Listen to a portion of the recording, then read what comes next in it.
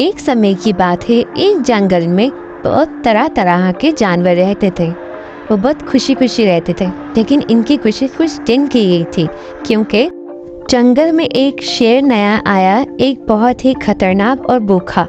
वो शेर बिना किसी वजह के रोज जानवरों पर शिकार करता था।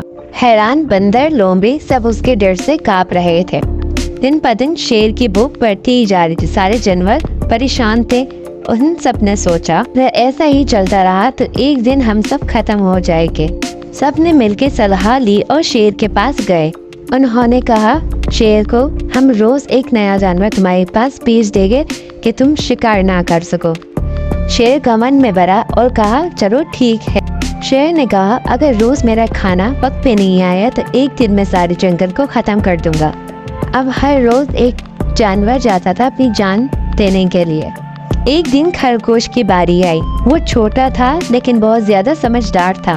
उसने सोचा, अगर मैं भी शेर के शिकार में आ गया तो बाकी सबका क्या होगा।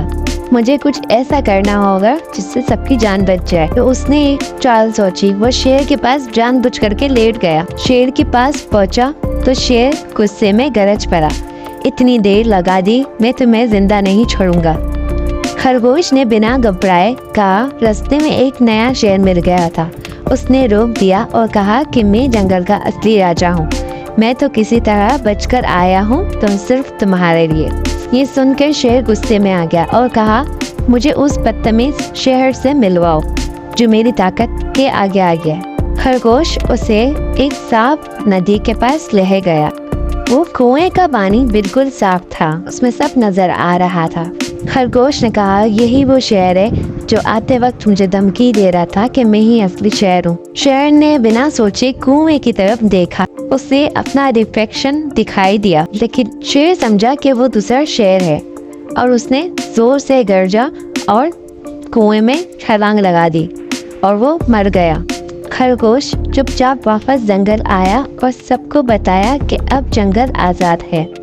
तब सभी जानवर खुशी के मारे झूमने लगे। जंगल एक बार फिर से खुशहाल बन गया। ये कहानी हमें समझाती है, अकल ताकत से बड़ी होती है।